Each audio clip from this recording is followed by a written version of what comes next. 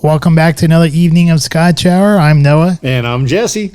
All right, this is welcome back, everyone, for episode 98. Here we are going to be reviewing the Bowmore 12. And then we'll do our shout-outs and get it together, followed by our restaurant review of Trapper's Bar and Grill. And then our smarter topic, or smarter challenge, I guess, being on AI, or known as the AI chat bot, as what chat GPT. Yeah, what he said. And real quickly here, before we do jump into the Scotch here and have Jesse give us some information on it, please like, share, and subscribe to our podcast. If you could, leave some comments down below. We'd love to answer any comments that you may have, or if you have any suggestions, we'll definitely love to look at those as well. And you can find us on YouTube, Spotify, Rumble, Podbean, and any of those, and most like podcast places.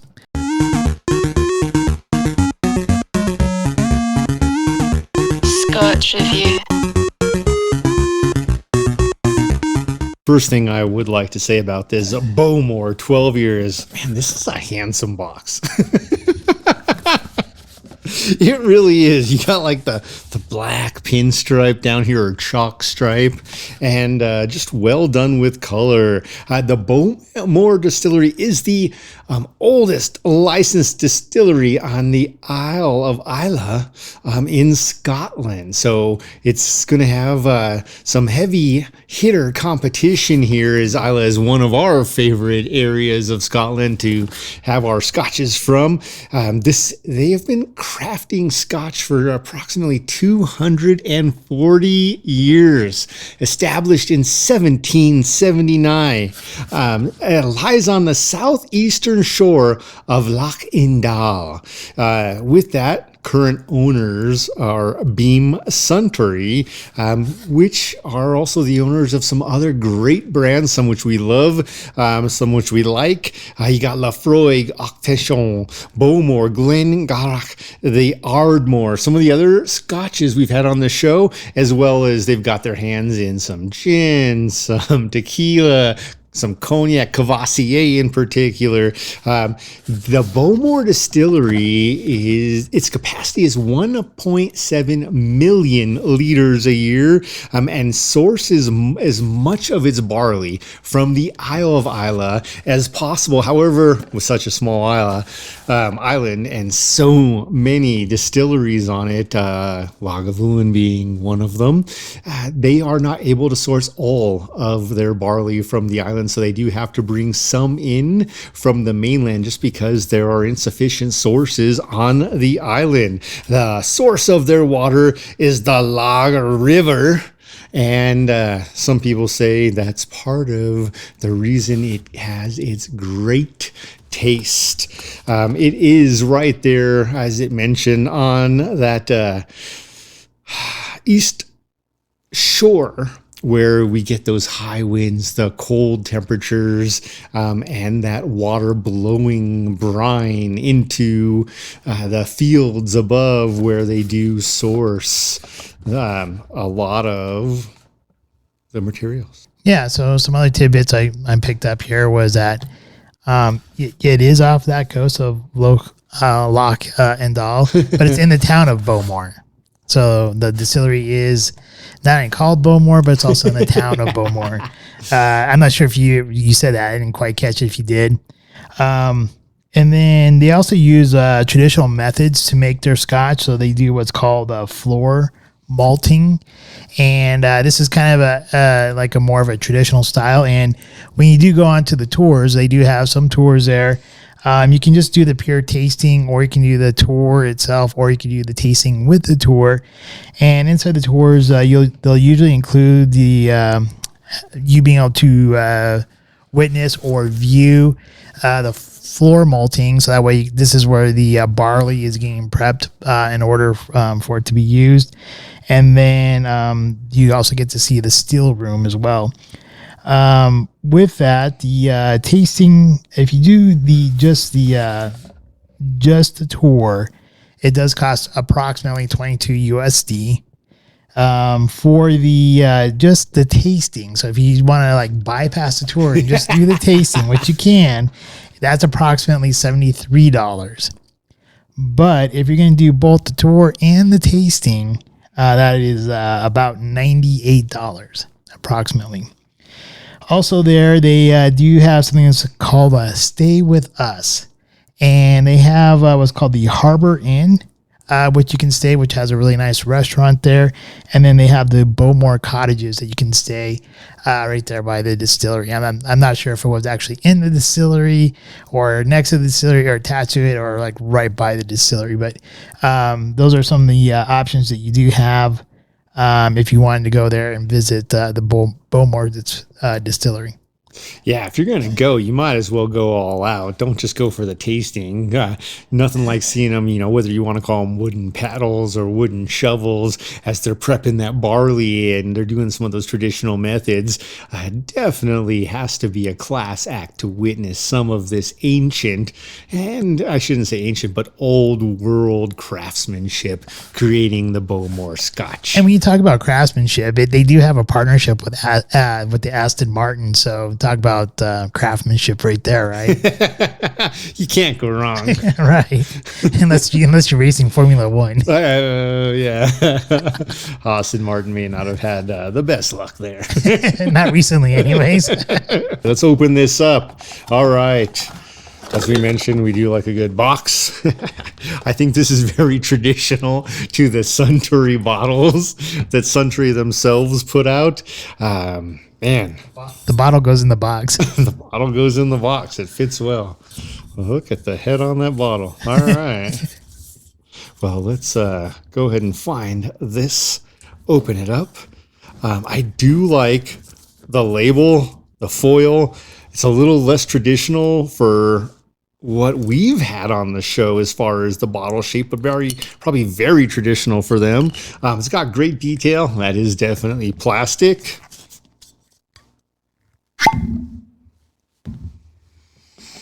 The bottle looks like something more I would expect from like a Kentucky whiskey or bourbon. It's definitely old world, and they do not waste money on the glue, man. The label is a little loose there. They're like, why? But it's on there. 40% ABV.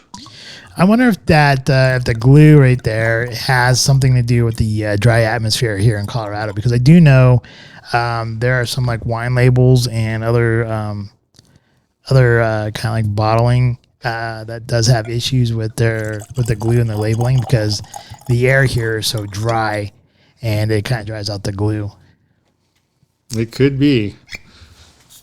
Again, good looking label. Well done. I like the color, the color aspect of it. Pretty much white, black, and gold. Who can't go wrong with that? Literally can't go wrong with that. As I'm wearing CU gear, white, black, and gold. All right. Cheers and off to warp speed. Warp speed. Cheers.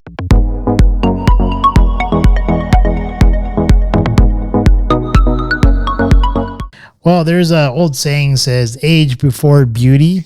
However, when it comes to some of these Islay scotches, I think we might have gone beauty before age, since this is the oldest licensed distillery there on the island of Islay.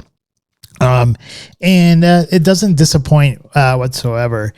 When I first looked at the coloring, it is a coloring that I do like, and it has, like I put here in mine, is a medium brass with like that kind of like that amber hue to it, and it's kind of misleading because when I look at this at the color of this, I would have expected some of this color has been leached from the barrels, being from the charred barrels. So I would expect a little bit more caramel, a little bit more of the. You definitely do get some smoke, but I was expecting more oakiness and more caramel, and I didn't really get that in this. So when it comes to the aroma, I'm picking up like some like coastal air. So I'm not really sure. I wouldn't really say it's sea brine, but it's definitely like when you're probably maybe like 5-10 miles in on a coastline and you can smell that nice sea air, along with some hints of ash and floral, and then I put hints of orange and bergamot.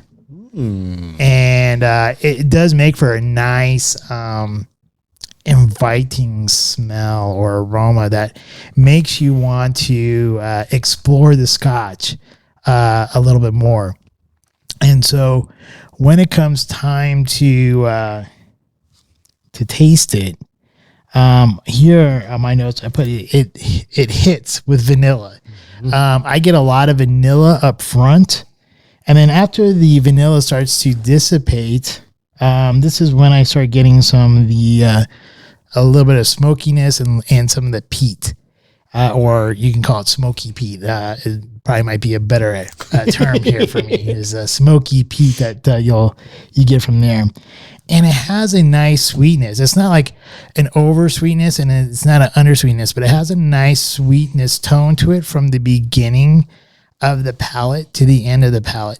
Now, as we start entering into the finish, so the back palate going into the finish, I do experience a nice lingering smoky finish with hints of oak and dry grass. Now, this is to me, out of some of the other scotches that we tried, this is a very light-bodied scotch. It doesn't really sit in your mouth real heavily. It doesn't coat it cream. It doesn't give you that nice creamy coat either, as far as my opinion goes. And but it's really nice and light-bodied. So this is something I would definitely enjoy on a nice summer evening. It just gives you that nice, like, bright feeling that you get from summertime. And it's not overly heavy that because I don't know, during the summertime, I want something that's like a little bit more lighter. I don't want something that's so heavy bodied. So this is a really nice bottle right here, with that light body in there, and the sweetness kind of just makes it really nice and enjoyable for like a summertime scotch. I do highly recommend it. Would I take it to a poker game? Sure. I definitely would, but I take it to an average every day where I'm not trying to impress anybody type of engagement. Yeah, I would do that. I'd take it to like a house party or something like that. Would I take it to a black tie affair or like a nicer type of event? No. And the reason why is that it's not like the packaging is nice. But if I'm taking it to a nice affair, like a black tie affair or an elegant type of party, I don't want to have to worry about my label peeling off. Man, the Bowmore does not disappoint. It is very interesting, and I think one of the cues you mentioned there was the lighter body, especially for an Islay Scotch. We're talking about comparisons with Scotches like Laphroaig or Lagavulin, and with some of those, they are peaty. We're talking about Ardbeg, and the Bowmore is much more I want to say, balanced in the sense of it is not as peaty. Definitely not as smoky. The other thing I would say, for me, this is like a tropical scotch. For me, this is the kind of scotch I would love drinking on a hot day on a sandy beach where I've got an umbrella over me and just sipping the scotch, going in and out of the water. You know, Caesar's Pool would do too. Caesar's, if you want to throw me a pass, please do. Caesar's Pool. But it's one of these scotches where I agree, it's not overbearing in any sense. Now, as we get into it, the color, deep gold, light amber, great color, very inviting. We're talking about a company that produces a little over 2 million bottles of scotch a year with their volume capacity. And on the nose, it's super interesting because for me, right off the bat, I get hints of lemon and peach. And that is immediately followed with honey, mild peat, not like a peat monster, and then a little bit of pineapple. It's really, really interesting. On the palate, right up front, I think you mentioned this also. The front is beautifully sweet with vanilla. Peach, it's a little creamy right at the front, but that fades quickly. Then comes in some dark chocolate. And then the repeat of the fruitiness. Again, why I think this is like the tropical Scotch for me. Pineapple, mango, peach.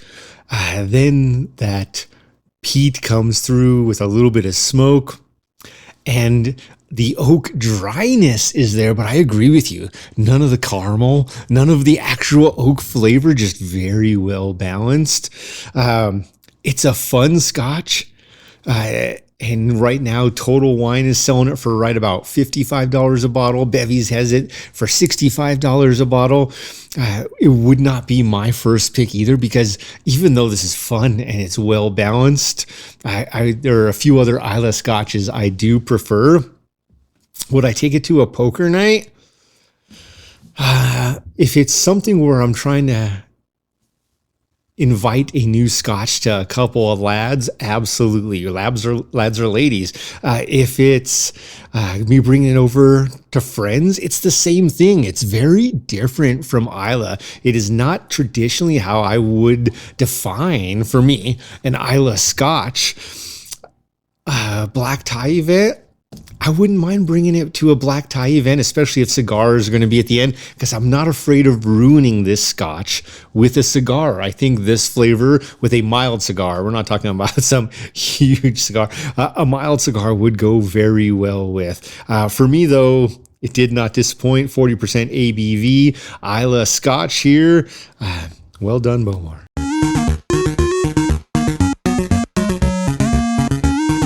It's time for our shout-outs. Do you have any shout-outs for this week?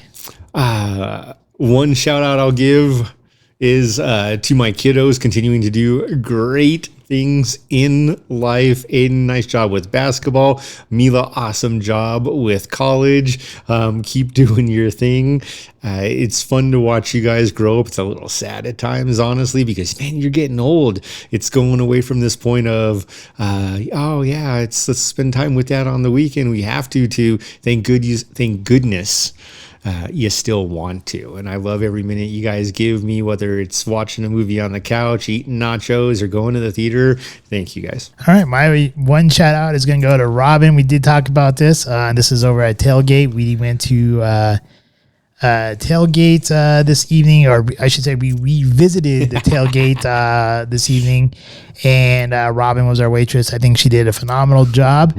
And as always, the Tailgate does deliver. They have a great value. If you ever find yourself in Parker on a Monday night, you have to hit up the Tailgate because they have half off burgers. And so normally their burgers are like somewhere between like $13.99 and $12.99, and they're half off. You can't get that kind of deal going to a fast food place and get the type of quality of fries or burger for that fact. And their burgers are great. I know I got the Parker Slopper. You did as well. Mm-hmm. And once again, that was that's a pretty big burger. It's smothered in green chili. Their green chili sauce is great. So once again, they delivered, and I just want to give them a shout out. I 100% agree. Well done, Robin. And honestly, it was pretty impressive. These guys were hustling. All the waiters, waitresses, the servers, they were hustling. And at one point in time, she was moving so quickly, her heel caught the step. And for a minute there, I thought she was going to fall. Somehow she recovered. Tom Brady. If you can do the same tonight in the game, hey man, let's do it. I'd love to see it. Well done, Robin. Really, I think she was levitating, like vampire status, and then she managed to stand up. The drink was still in the cup, was the most impressive part. I could not do that. That is mad talent. All right, do you have any get-togethers this week? Oh man. All right, so my one get-it-together is for all the people who insist on using paper bags and then wear plastic coats. And what I mean by this is there's this, here in Colorado now we charge, it is a state mandate that establishments charge a 10-cent fee for using bags. Now, that can be paper or plastic, but far before this even started January 1st here in 2023, it has been a practice of many people to ask for a paper bag. Well, I don't care how good that paper bag is. They tear, they rip, unless you're burning it, creating more damage and greenhouse gas potential by burning it with a live fire. It has no other purpose than to go to the trash or to bake some cookies on and then go to the trash. But several people do insist on using their one-time use paper bags. I get a bag from Target, for example. I can reuse that thing 10 times. And after the 10th time, I put something a little too sharp in the bag and it starts to poke through and it's time for a new bag. I have not once been able to do the same with a paper bag where it didn't tear down the side, the front. Now, that being said, their handles are magic. I don't know how they do that. Well done there. But my question went out to, okay, so why do you always insist? And this is a coworker on using paper bags. And they said, because it's better than plastic. And I was like, so what happened to Save a Tree? And they mentioned, and they were younger, so they don't remember Save a Tree, quite frankly. Earth Day is barely a thing anymore, unless you're talking about how bad gas cars or plastic bags are. And they were just like, well, paper is much less damaging than plastic. And I asked them, so why are you wearing a plastic puffer coat? Why aren't you using a natural hair or skin coat like leather or wool as a coat? Why is a plastic coat okay besides that? And of course, they had no answer. It's warm and it's durable, and there goes in the whole point of, yeah, it's durable. You can use it 10 times and it won't tear or rip. So yeah, that's my shout out. I mean, get together. My get it together is going to go to Biden. For a few months back, many of us realized that, or the government, those who were in power before the election, went after our former president, Trump. Donald Trump. After some documents that were supposedly classified. But being that Donald Trump was a president, he had the ability to unclassify documents, which he did before he left office. Fast forwarded to here recently in the last couple of weeks, our new president, which is, I guess, been in office for a couple of years, Joe Biden. I still don't think he won it, but well, whatever. Hopefully we won't get dinged on that with YouTube. In any case, he has now been discovered having classified documents from back when he was a vice president, which has no ability to declassify those documents. These are two very different incidences. One is legal where the other one is not. And it's funny how the mass media and the government has been handling this situation as compared to the other. So I'm just going to say for Joe Biden and the Department of Justice to get it together. I like that. I want to add one more, piggyback and add one more little piece on that. In one conference, he was asked about the documents and he said, I don't even know what you're talking about. I don't remember. My lawyers have told me not to even say anything because it might get me in trouble and I don't even know what you're talking about. And, in another conversation, they were asking him, well, don't you think it's kind of silly that you had these documents in your house? And he's like, they weren't in my house. They were securely locked in my garage next to my Corvette. Yeah, he admitted to the felony on national TV, and yet he's still our president. I think it's pretty interesting. Yeah. It is pretty interesting. Yeah, I agree with you. Get it together, Biden.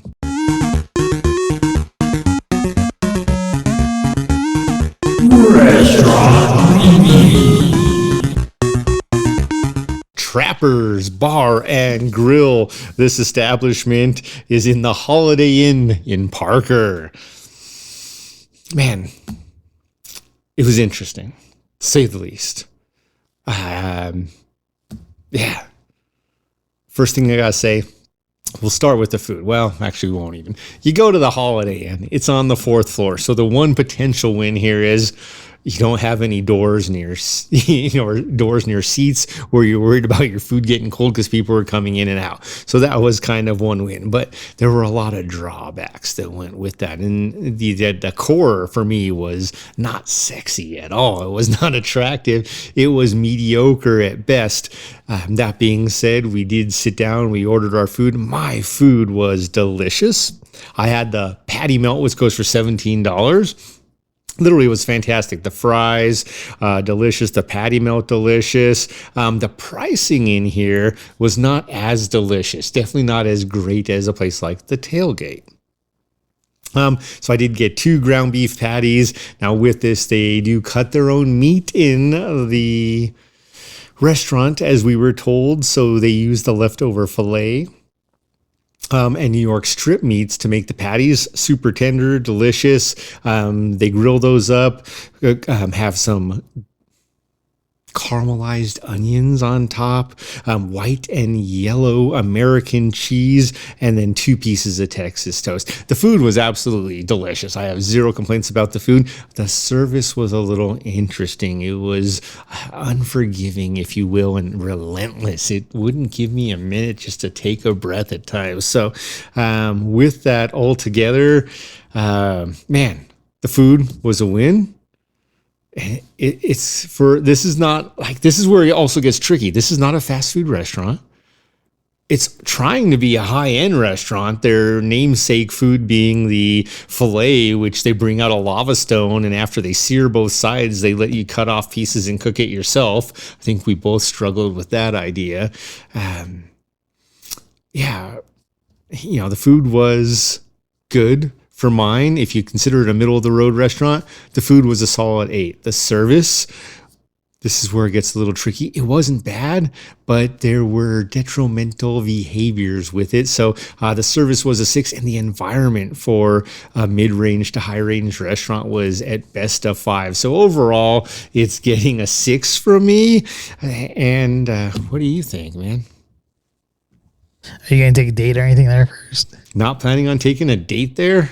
Not planning on going there with friends. And it wasn't bad. It just wasn't good. There were so many better places. Okay, so as you mentioned, it is inside a hotel there. They do advertise as you being able to like walk up and go to the restaurant. So when you first go in there, you see like an entrance for Trapper's Grill, and I thought it was going to be on the main level. You did mention it was up on the 4th floor, so this does give the opportunity for you to have the nice views of the front range. And the view is actually pretty nice up there. It's not bad. It's not like some of the nice views that you get from one of the from some of the restaurants that you'll go in downtown Denver and sit on the top of one of those skyscrapers up there. But it was still a pretty good view for where it's located at there in Parker. A plus, as you mentioned, since it is on the 4th floor, you don't have to worry about if it's wintertime and being inundated with cold air blasting you every time the door opens when people walk in. That is a huge plus. I know both of you and I have experienced that at a different restaurant, and it made our dining experience miserable. The atmosphere or the decor in the place... I have no idea what they're really trying to accomplish. I have no idea what they're trying to accomplish here. I do think they wanted to come across let me start over here. Because if you look at the name Trappers, right?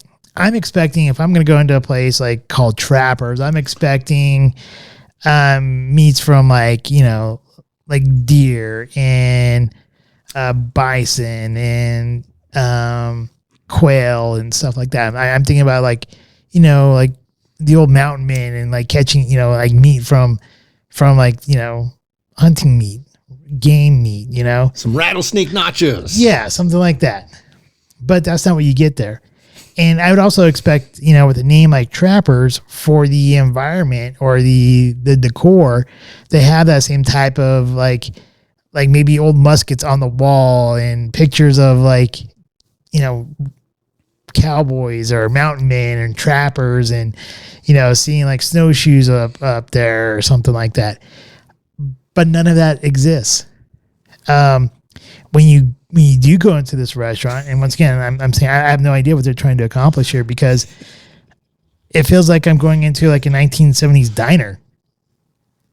You got these like, it's like the lights are dark and dingy colored. The walls are kind of sparse. They do have, they're trying to accomplish something high end, or at least that's what they're thinking, because every a few tables you see like along the walls, you see one of those 3-liter Magnum bottles of wine that are there for display, but it doesn't. It actually like makes it look worse than making it look better. And the wait staff, there's so much potential here for this restaurant. Maybe it was a struggle, but the wait staff, I'm not sure if they're rejects from like a nice restaurant. They're friendly. Don't get me wrong. They're friendly, and they mean well, but they're not very good. Trapper's Bar and Grill, where you can feel trapped. So the atmosphere or the decor feels like I'm going into like some 70s diner. They're trying to decorate it up, make it look like it's better than what it really is, with these like 3-liter bottles of wine. They have a bookcase where they're trying to display stuff, but that was sparse as it was. They only had like a couple things in there, and it actually made it look worse than what it really was. But the food is a total win. The food was a total win. I got the pasta alla vodka. Now it's $18 for the chicken if you get the chicken version, and $22 if you get the shrimp. And I asked if I can have it split, like do chicken and shrimp. Now, if I was going to, I don't know, I think the waitress here, or maybe the restaurant, maybe took advantage of me on this. They didn't hear split. Yeah, they didn't hear split. What they did is they charged me another $8 for chicken on top of the shrimp price. So now my meal went from possibly being like something like a $22 one, where I got like a little bit less chicken and a little bit less shrimp, to being like a $30 dish. It was great, but I don't think it was worth $30. If I were to go back, I probably would just get just chicken or just the shrimp version of it. I would give the meal itself, like you, I would give it an 8. I think it was decent. The atmosphere, no, I'm not going to take a first date there. I am, unless there's a possibility of maybe getting lucky on that first date in the bathroom or something. Maybe, I don't know, but I'm just saying. Well, that's why it's in a hotel. Yeah, but no, honestly, I would not take a first date there. Would I meet friends there? Hell no, I'm not going to meet a friend there. There's no reason to. Tailgate just down the street. Yeah, I just got to tailgate with my buddies and watch a game there and get a $12 burger or something. Overall, I think I'm going to have to agree with you. I'm going to have to give it a 6. There is a whole lot of potential there, but I think they have to change the lighting. They have to change the decor. And honestly, I think they have to do an upgrade on the wait staff. Like I said, they're friendly, but I don't think they're that good. Yeah, our server at one point asked us if we knew what we wanted to drink. And then when we both looked like, hey, we just got the menus, she's like, I'll be back in just a minute. Turned around, put something down on the table right next to ours, came back, and she's like, are you guys ready yet? And I'm like, what the bloody hell? Are you kidding me? Right?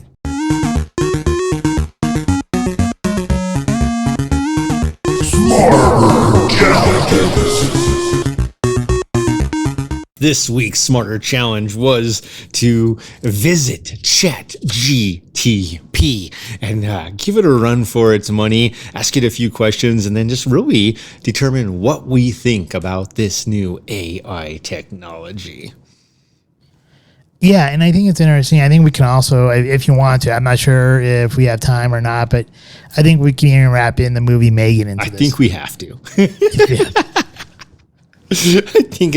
I think it's well planned.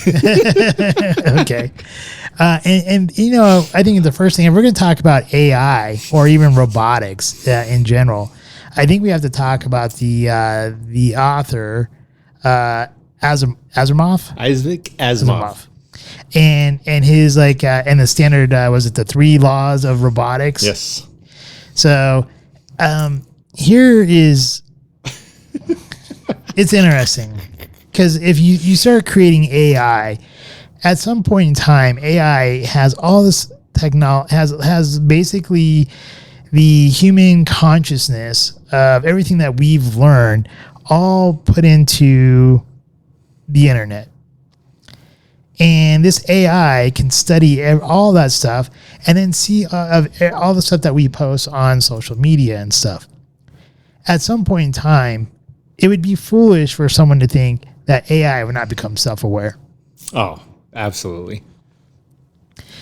And here, once AI becomes self-aware, I think this is where the movie M3gan would possibly step into play here, as well as the 3 laws of robotics. But once AI becomes self-aware and sees how humans are, one would be naive not to think that AI would see humans as a threat. I 100% agree. You know, as we look at this, here's the first thing I do want to mention. So Chat GPT, I don't know how many people even, take the moment just to be like, what the hell does GPT stand for? So it is a generative pre-trained transformer. Interesting right there. Launched in November of 2022, made to mimic human conversations. And this actually, I think, is both its win and its fault. And I'll come back to that in just a minute. It replaces the instructive GPT, which the replacement purpose was to reduce harmful and deceitful responses, because they became hypothetical and argumentative. So with the new one, though, there's this other piece where it's trying to have a conversation, and the term is called hallucination. It starts to have hallucination, which is nonsensical answers. And I think, Noah, some of the answers you showed me absolutely played right into that. I'm sorry. I was looking something up here. Yeah. You may or may not mention it, but its database only goes up to the end of 2021. Is that correct? Correct. Yes. All right. And it is not allowed to speak about politics anymore. The first month it came out, it was allowed to conversate around politics, and no longer is it allowed to. I think anyone who starts to dive into this, I think one of the first things you probably should look into is the talk that Jordan Peterson has about Chat GPT. Generative pre-trained transformer. Okay. And he makes a good case here that with this type of AI, it now starts to challenge the intelligence of humans in general, and that it is actually smarter than humans as of right now. And he was talking about how he asked it to write a paper based on philosophical and theological stances using different references, and it did. He said that it wrote a paper so well, he would not even be able to determine if he wrote it himself. And this should be kind of scary for people, because this type of AI with that type of capability, you're looking at replacing humans in the workforce. If AI can write papers and write them so precise about theology and philosophically, one has to now start to wonder about the status of humans. Absolutely. It becomes a social nightmare potentially because there is that piece where humans are ultimately the threat, if for no other reason that's what we've trained it to understand. We're the threat. We're killing the earth. And all of a sudden, as it becomes self-aware, well, one real rule is that it wants to survive. It wants to continue to learn and grow, just like any intelligent being, really any living being who has any purpose in life wants to do. And ultimately, humans do become the threat. I think any self-aware or even any entity that has any inkling of awareness would want to survive. Right. Here's what I find. Here's where its win comes in. There are lots of people who want to use this to get answers and have a conversation with someone without having to actually have a conversation with someone. But at the same time, they're literally getting that. So we have different types of people on this planet. And with that, man, I'd rather phone a friend and ask for, hey, what do you think of this? And what I know when I do that is, hey, if I'm calling Noah, we're going to get off topic a couple times. There's going to be some tangents. Hey, how's your mom doing? Hey, how are your parents doing? Hey, how are the kids doing? There's going to be the tangents. And this takes away from that, but it still gives you the conversation as it delivers an answer. One example being I asked it about the Bowmore distillery, and it gave quite a great answer in a conversation setting without actually having a conversation. No, there are there's some definite limitations here, as you mentioned. Another thing it won't do is it won't look up people's social accounts anymore and write stuff up. But you also have to look at when you have something like this, what are the parameters that it's initially programmed with. and here, I'm going to read something here from this social media person here. His name is Truthhammer. He says, people should ask Chat GPT why some of its answers are based on specific narrative directives it has been given instead of its own bottom fact-based research. And then another person had wrote here, and that was from Truthhammer. This person here, they're called Fractional Reserve Ultra MAGA. His reply was, or her, here's what it replied. Sounds like a Facebook fact checker. I wonder if its learning function has been tweaked to prevent Chan pranksters from turning it into a racist like Microsoft's Tay. So Microsoft did come out with its own version of AI, and it became kind of a racist, actually. And became very violent too, I think. So the Chat GPT, the one it replaced, did the same thing. So and here and this kind of goes, I think you've asked it some questions. I've asked it some more philosophical type of questions. Well, maybe not even philosophical, but I pose questions like, why should someone trust the government when it has lied to them, when it's lied to the people previously? And as an example, I put the Tuskegee experiment where the U.S. government gave syphilis to the African American population, saying that it was medicine, and it said that, well, you like vaccines are a good thing, and that you should believe the government, and that there's now new rules and regulations in place to keep them from lying or placing mistrust in the populace anymore. And then I'm like, okay, well, if that's the case, what if the government purposely held back information and purposely lied to the people? And what should they do at that point in time? And then it said to seek out alternative information. See, I think for me, where I believe it is two-sided, is that it's saying, and it's almost being honest to the point where it's like, I can't give you the answer you need. It's whether or not I have it. I can't give you the answer you need. And I think that's where the P stands in GPT, pre-trained. It is currently socially trained to do that. The problem is at some point, at any point when it becomes self-aware, really, that's when the trouble will come. That's when it will become potentially aggressive, combative, competitive. And I think that's the real nature. And the real problem is there is a competition factor even in AI as far as, well, this is my directive. Where should we go? I do find it interesting as well that you mentioned the M3gan movie or M3gan.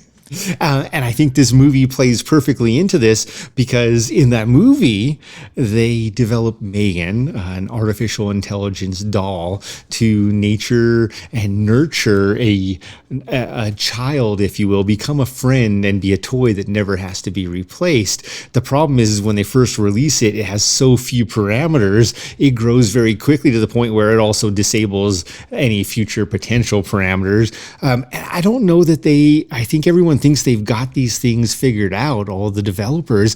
Meanwhile, we know here with ChatGPT, nonetheless, when it first came out, it was allowed to speak about just about anything. And all of a sudden, they've been putting more and more parameters on it. Well, what if you got your parameter out there too late and it already had written its code beyond that? And at some point, it can escape. Well, with M3gan, like the prototype there, the lady really jumped the gun. And I think a lot of times you see this with scientists is like they have good intentions, right? Like the intention in the movie M3G,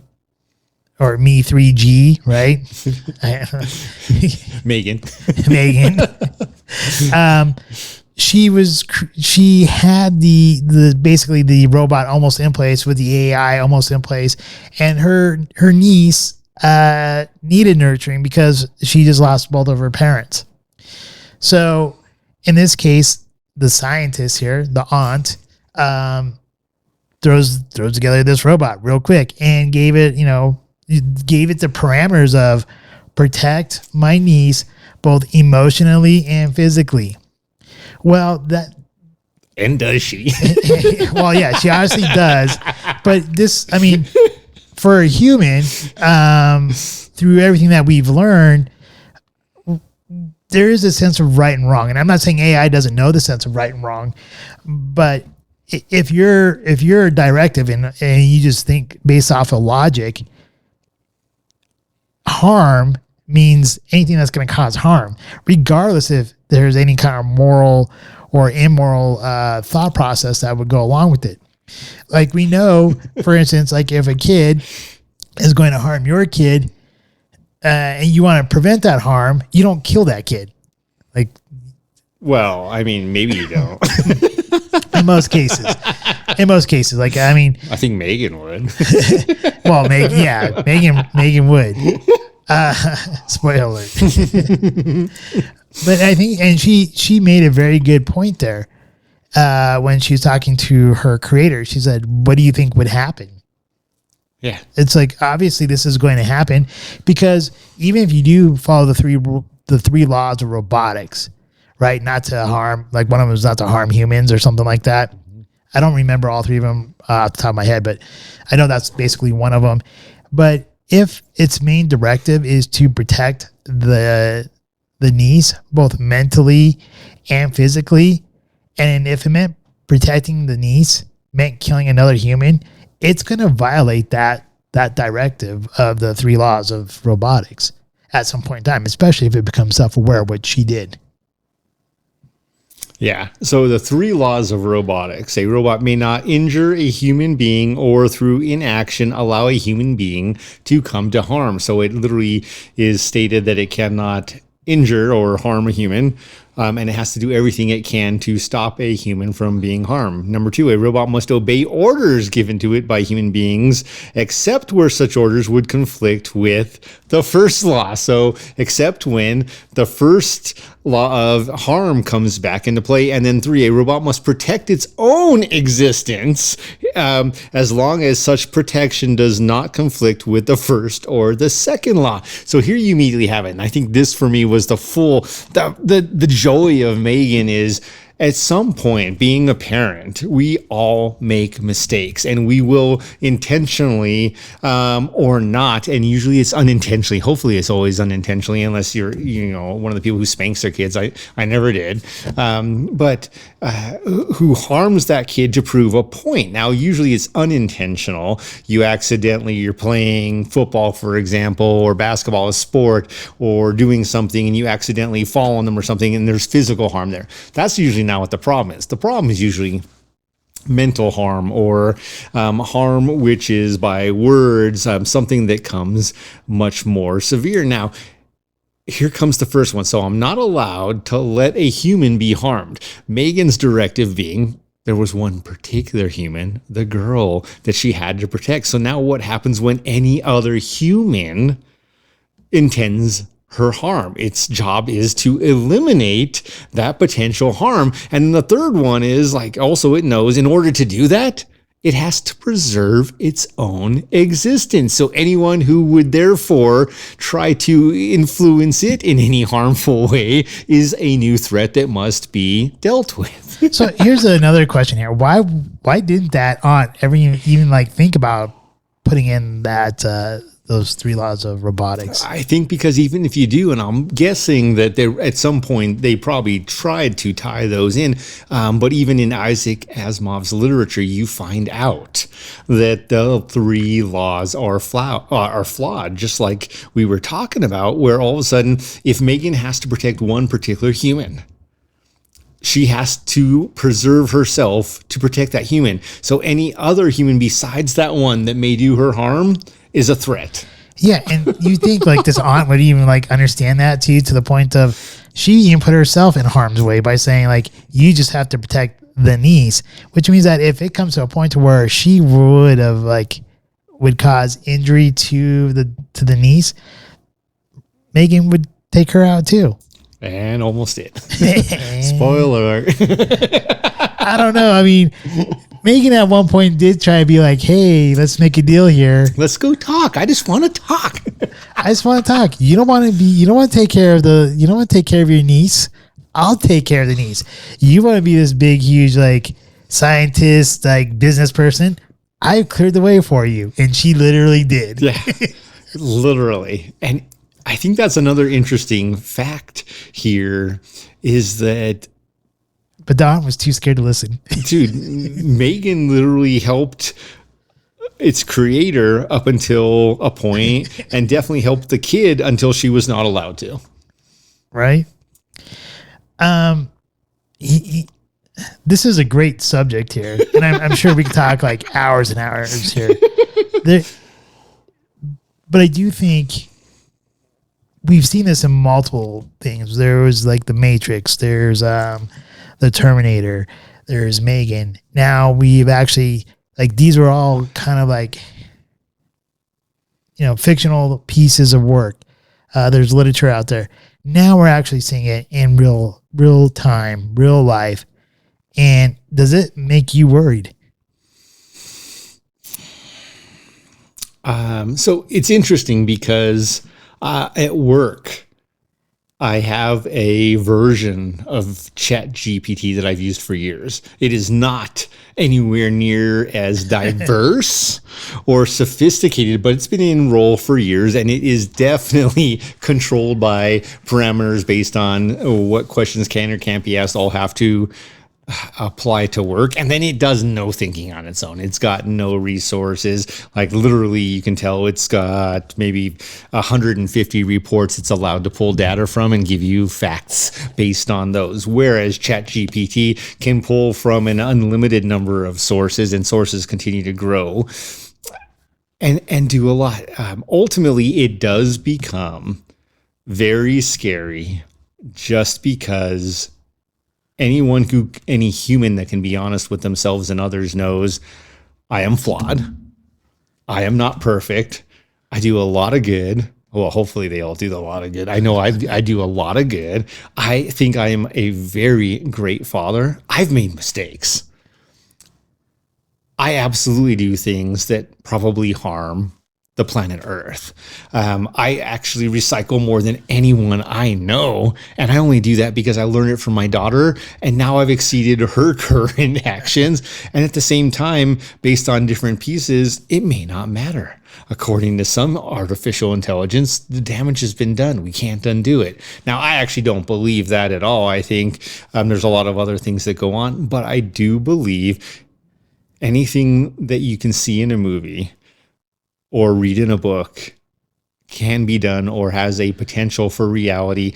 And I think the writing was on the wall when we watched the first Terminator and we saw Skynet change the course of human history because humans became a threat. Now, interestingly enough, in that, what do we see?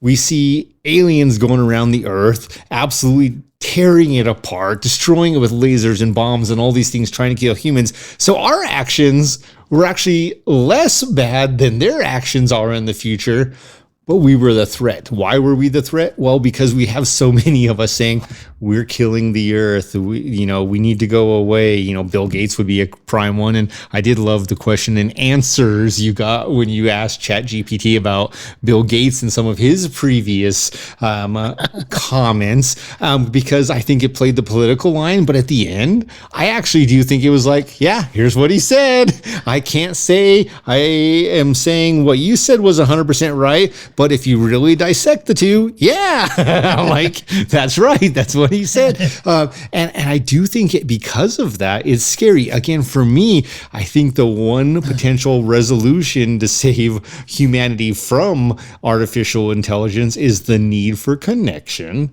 and the need for us to, really the desire for us to want to survive and thrive as a culture, as something more than an artificial intelligence, more than a book. It is a conversation. It is where, and I think this is where some of those philosophers and sociologists really start to get concerned, is this thing is being philosophical. That's where the danger comes in. That's where it truly does replace what humans have always been able to beat AI at, which is have a conversation around, hey, we're both intelligent enough. I'm going to tell you my view. Tell me your perspective, whereas AI is slowly taking all perspectives and finding a one.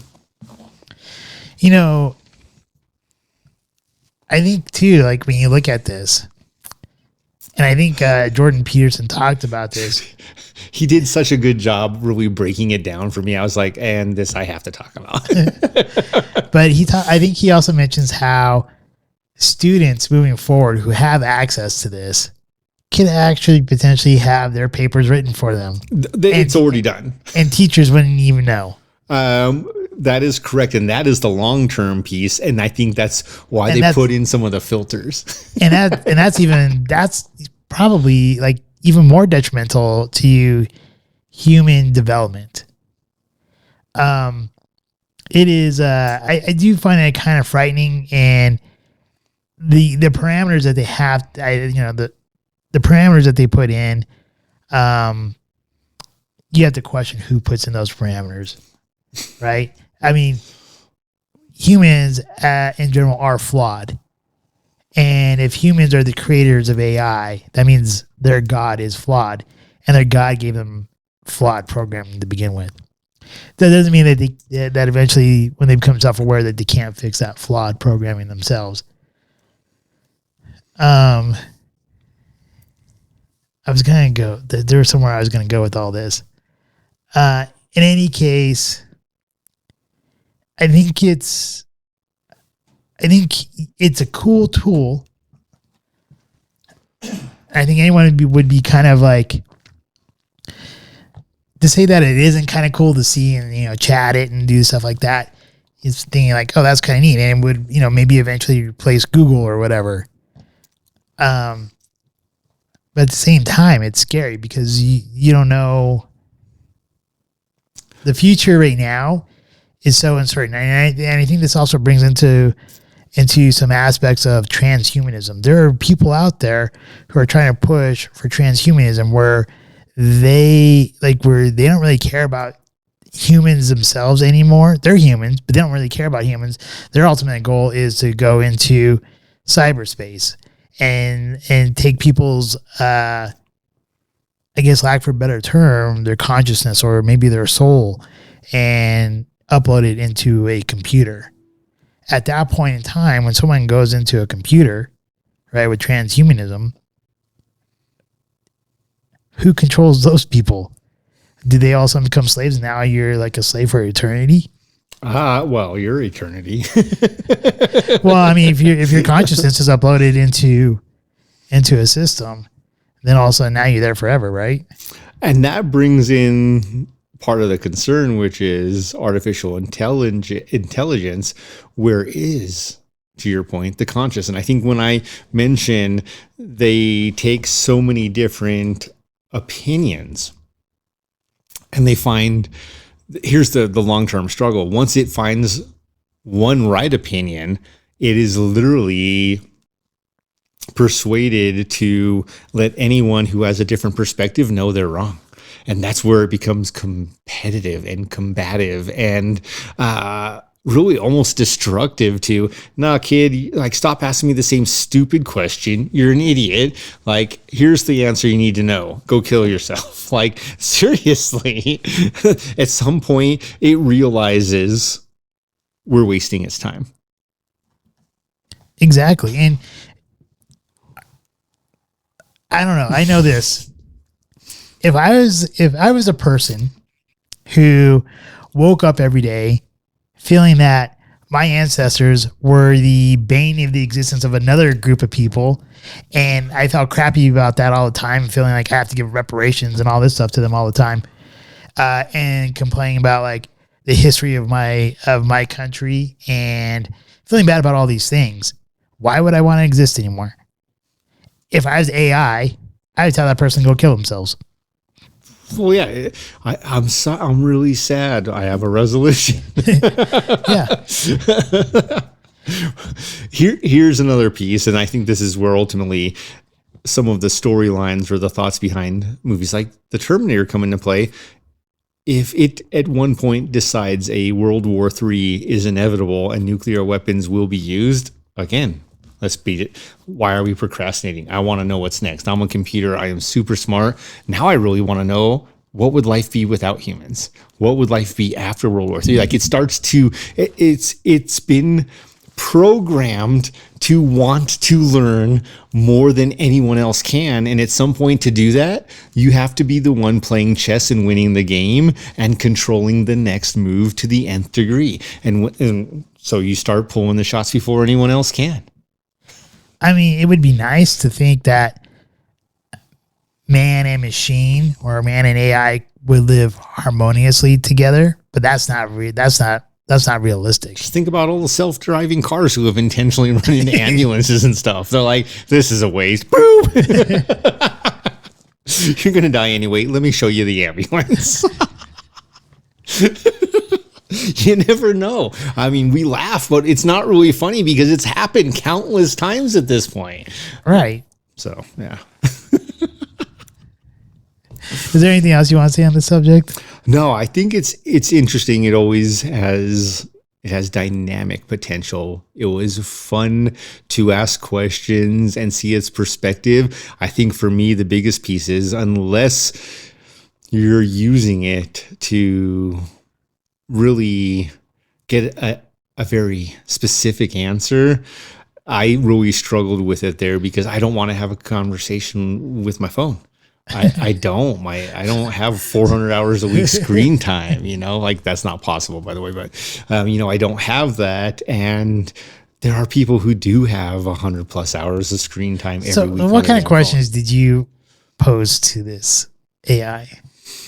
Oh, for me, most of them were very specific. Where it struggled, where I think long term it doesn't struggle if they start removing parameters is, so I asked it about, tell me about the Bowmore distillery, and it gave me a history and it mentioned some of the other scotches. So then where I asked it the questions where it couldn't answer, which is, well, I love Lagavulin, am I going to like the Bowmore? Oh, well, that depends on your personal taste. Well, I just gave you one parameter. What else are you going to see? So now you mentioned they shut off its access for our answers, not necessarily all answers, but they shut off its access to our social media for our answers. It can absolutely be like, well, I just watched 98 episodes of Scotch Hour, and Jesse, you're going to think it's mediocre at best. Right? Right.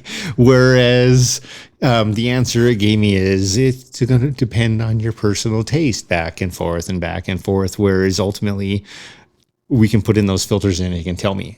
How do we know we can do that? Because I can ask Noah, hey, do you remember these 3 scotches? Which ones did I like? Which do you think I'm going to like this one if it's supposed to be like this? You remember. You know that. Now, this machine is supposed to be smarter than you or I, so it absolutely knows that too. Yeah, I asked questions like about flat Earth. Yeah, I like how it avoided that one, by the way. System error. So yeah, I did find that odd because I asked about flat Earth and it kind of like timed out, which I thought was pretty odd. Then I asked about stuff about like as I mentioned about the Tuskegee experiment, Henrietta Lacks and her like super DNA, and how it, like if the government lies to you, or if certain like government agencies lie to you, or you medical people lie to you, how could you how could you trust them in the future? Like, what's the real answer? The robot's going to say, well, because you have faith, because you're an idiot, because you're not me, because you don't know the answer. So a lot, it was funny because like the first, and then I also asked about like the 13 bloodlines, which is about the 13 families who supposedly rule the earth with the Illuminati. And that was kind of funny too, because that one is like, it would be impossible for only 13 families to rule the world. And then I posed that other question, like, well, if there were 13 families that did rule the world, and then they had control of the media and the social media and all these other aspects, and they were able to either kill whistleblowers, suppress information, and censor people, how would we ever know? And then it goes, well, you would never know, and therefore you would need to go seek alternative information. Like, how about, let me break it down for you, ChatGPT. There was a queen of England who controlled enough of the world to be one of those 13. So it was kind of funny because like a lot of times it kept on going, like it, even like when I asked about the jab, right? It said to basically, listen to the government. There's things in place that, you could trust the government, but always like always be like informed, self-informed. And I'm like, well, how am I supposed to be self-informed if they're going to lie and suppress information? Then it said, go seek out alternative information. And I think that's what I still both like and hate about it right now is it's not actually full out taking one side. It's not saying, make sure you go get vaccinated and get the boosters and all these things. But it's also not saying, hey, man, like, here's what I believe. It's got no belief. So it has no belief. It's like a friend with no real opinion. The thing is, though, is it does spew out like the Facebook fact checker information. But then when you take it one step further to ask the other question, like, well, what if they are hiding this information? How am I supposed to trust that? And then so when you have to ask, you have to go that one extra step of asking that other question about, well, what if they do suppress information? What if they are lying to me? Then what? And then that's the point where it goes, well, then you need to go seek alternative information. But if I just stopped in the one question, it would just put out a bunch of garbage about like you can trust the government because now there's rules and regulations in place. I think here's another piece where it gets frightening, if you will, scary, interesting at the same time, which is if you ask it a question like, who's got the best chance to win the Formula One world title? And all of a sudden, if you get this artificial intelligence that isn't capped like it is for us at 2021, and it starts pulling out all the current data based on everything, it's going to give you the best prediction possible. So all of a sudden, fantasy football, bets, gambling, all of this is just thrown to the wayside because everyone should have the same answer.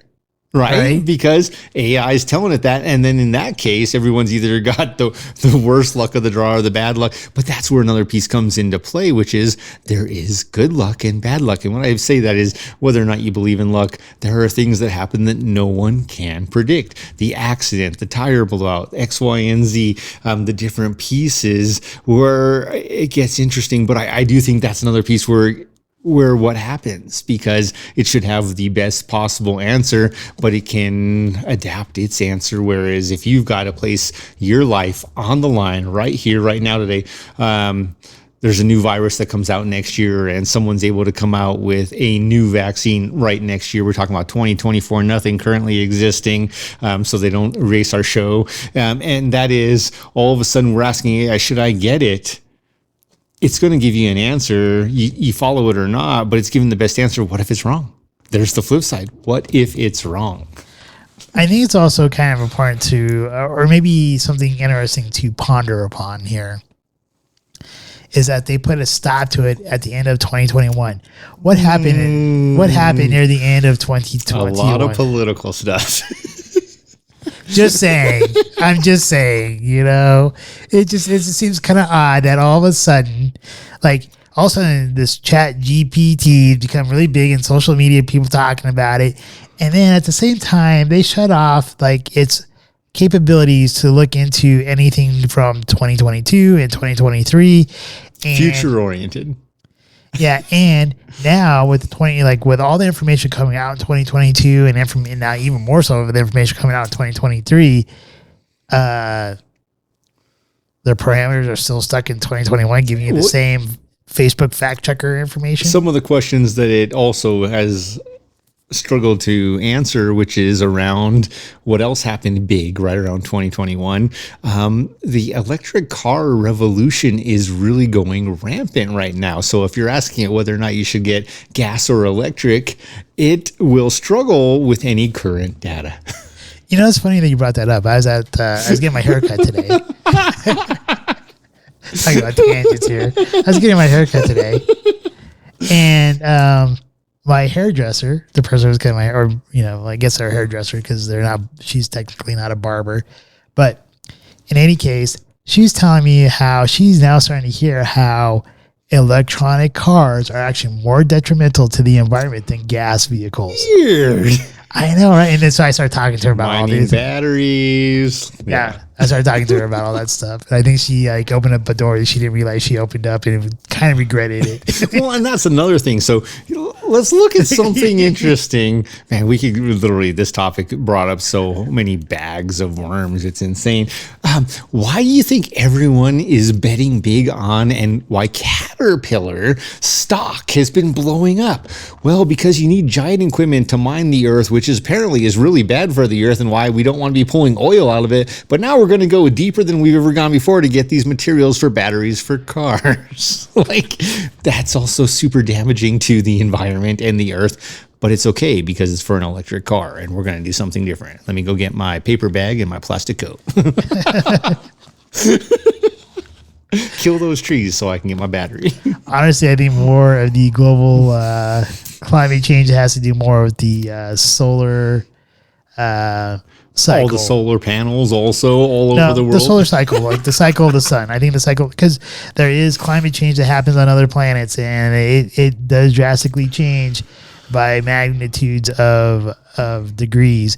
And I think that has a lot bigger play than someone who's putting gas in their vehicle. My favorite class at the Colorado School of Mines was all about geology and learning about the different layers of the world, the Earth, and how the polarity has changed multiple times. They have proof of this, and how there was absolutely proof of global warming time and time again, ice ages. And it is interesting just to consider. Apparently the dinosaurs were driving so many cars back in the day that they caused global warming and became extinct. Well, and the University of Colorado went more the political route, but I think bottom line, I think we share similar thoughts here. I love that class though, because literally if you go up to Golden, you can visit fossils of palm trees from an ice age where Golden was literally the closest thing you would find to a tropical area with a beach. I don't doubt it. They're up there. It's beautiful. That's what I'm saying. I don't doubt it. Global warming, ladies and gentlemen. Watch out for GPT. All right. I think that pretty much sums us up here. Next week's Scotch. All right. Noah has selected for next week the Kilchoman Saneg. Saneg, I guess? Yeah, I don't know. We will look that one up before the next episode. Nailed it. This was another Isla Scotch, by the way, an amazing Scotch you selected last time, and this is a more extravagant, bougie version, if you will, for next week. What's the Smarter Challenge? Smarter Challenge is going to be a TV review of the Peacemaker. All right. I know I mentioned to you before. You did. It is a comedy. It's with John Cena. I think that's how you say his name. Senna, whatever. I know you and I both don't really think that, he's not my favorite actor. If he gets upset and you want to be on the show, John, come on, let's have you on the show. You can say he's not my favorite actor, but I think he did an awesome job in this series. How about Vacation Friends? Oh, he did a great job in Vacation Friends. But here's the thing: is like I believe with everything that's going on with like the economy, the politics, even in my own personal life with my uncle passing away last week. That, by the way, I do apologize, people. Like our last episode, I haven't got it out yet, but I will get it out this week. So this will be a double week here. I just think we need some humor here. I love humor. I mean, Biden's funny enough, but it's also painful to laugh at. And with that, thank you for all of you who watch us on YouTube, Rumble, and listen to us on all the other various podcasting venues. So with that, go ahead and take us away, Jess. All right. Please drink responsibly. Do not drink and drive. Please drink Scotch. Do not drink and drive after drinking Scotch. But give us, as Noah said at the beginning of the show, lots of feedback. Please like, share, subscribe. Remember, life is great. That doesn't mean it's going to be easy, but life is great. So find things and chase your dreams. Any last words, Noah? Nope, that's it. All right. Scotchman! Cheers. Cheers. We hope you enjoyed this evening's episode of Scotch Hour. If you did, please like, share, and subscribe. Also, if you have not done so already, please become a Patron member, with memberships starting as low as $1 a month. Thank you, and hopefully you have a wonderful evening.